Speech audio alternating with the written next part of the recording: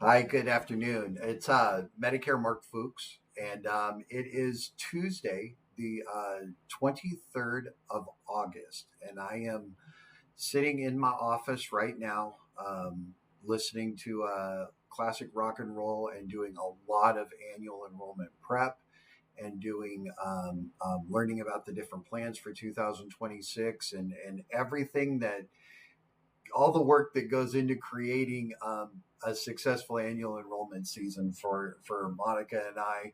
The prep work for that is what we're doing now. Many of you have already started booking times with me. Thank you so very much. It is going to go so much smoother. We're going to navigate this thing together, and we're going to have dare I say a fun experience with Medicare. Um, Something that's not so fun though is this year, starting in 2026, and it started in 2025, but really wholeheartedly in 2026. Insurance carriers are no longer paying brokers like me for helping people out with their prescription drug plans, for enrolling in prescription drug plans. Matter of fact, if you have enrolled into a prescription drug plan with me this year, we have done that, and there is no like that's pro bono work is essentially what it is. Um, I recognize how important it is to have some guidance doing that because prescription drugs in our in, in our market right now, like getting prescription drugs is insane. Like it's insane, right? Like something can be $6 at Walgreens if you have plan number one, and it'll be $12 at Fred Meyer, and then but if you have plan number two, it'll be free at Costco, and then $28 at Fred Meyer, and maybe Walgreens doesn't even carry it in stock, right? Like that's the reality of what we're looking at. So I was on a training earlier today with a large prescription drug plan, and really commonly known. And they said something today that got me thinking, and they were talking about the average cost of premiums. So I went and I consulted the Medicare and You 2026 book because let's face it, folks, somebody has to read this crap cover to cover, right? And I'm that guy who does that. So thank you to my mother-in-law for getting me the early copy. But I wanted to share some things that with you that I notice, and just as a Medicare broker, some things that I notice for people to pay attention to when they're navigating this, right? The average premium in Oregon for a prescription drug plan is a little bit crazy. You can see that it's either $0, which means that you're not paying a monthly premium for your prescription drug plan, all the way up to $110 for a United plan. And before you think that's nuts, Humana is not far behind at 108.60, and Aetna right there at 85.90, right? So what is the difference between a prescription drug plan that costs $100 a month and a prescription drug plan that costs $0 per month? And I'm going to tell you guys, there's a difference, man. There is a difference. Now, before I get too far in the weeds here, right? Otherwise, people aren't going to watch. You're not going to watch a 20-minute video while I explain this. So let me do my best to condense this. Okay. When it comes to prescription drug plans, you really do get what you pay for. Okay. The first thing that we all need to know is that our drug costs, your drug costs, are not going to exceed $2,100 in a year. It's just how do you get to that $2,100, right? Now, fortunately, we have the M3P or what's the Medicare prescription payment plan, which allows you to take the cost of your medication and divide that out amongst the remainder of the months left in the year. So what that means is that if you get $1,000 prescription or you get a $2,000 prescription in January, you can divide that out over the course of the year. It's about $166, $167 a month. You divide that out over the course of the year, and from that point on, all of the rest of your medications for the year are free, right? And that's not that's not bad. That's not a bad thing, okay?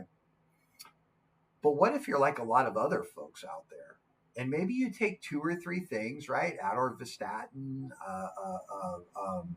I can't think of any of the statins, something for your cholesterol, things like that, right? Generics, your generics.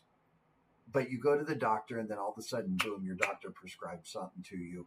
You walk up to the counter, and the person at the counter says, you know what? That's going to be $700, $800. And really, at that point in time, your heart drops or your heart stops because you don't know, which means you probably need another medication, but you don't know how you're going to cover that or what's going to go on there.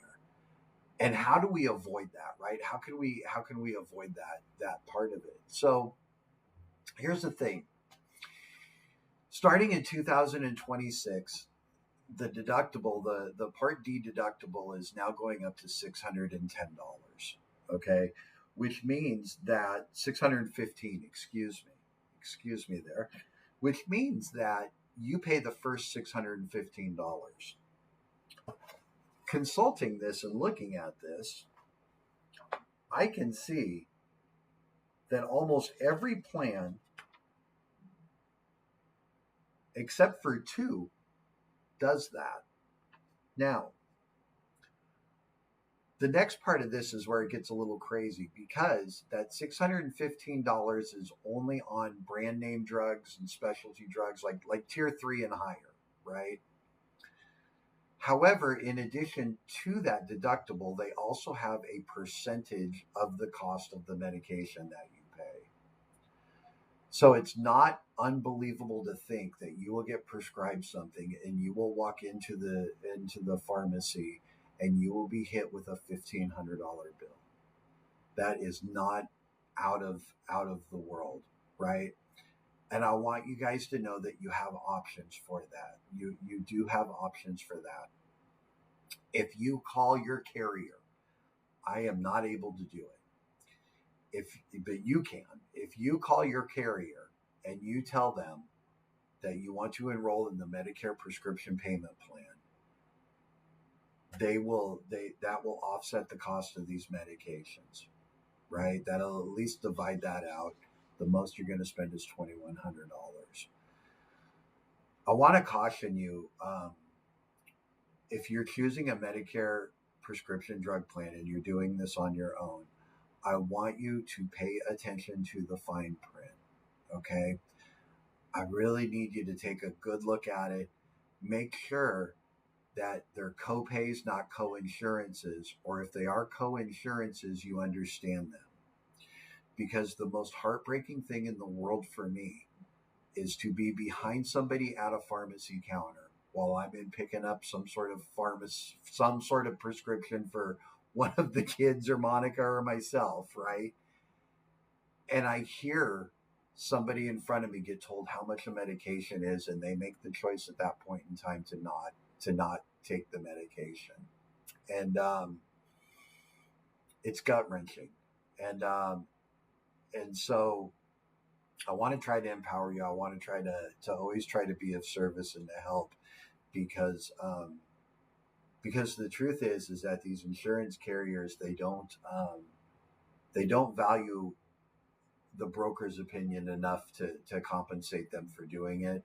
And so a lot of brokers now are deciding just not to help people with prescription drug plans.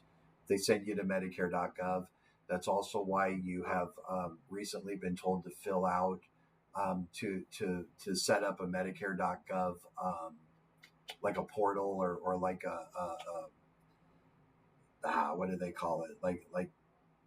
Like set up your own profile in Medicare.gov to make this easier to navigate. It's because they know, right? These guys know. So that's what's going on. It's just a cautionary tale, and I hope this is helpful to somebody. If nothing else, man, for 10 minutes you let me rant, and I really do appreciate anybody who watches this, and thank you for spending 10 minutes with me today.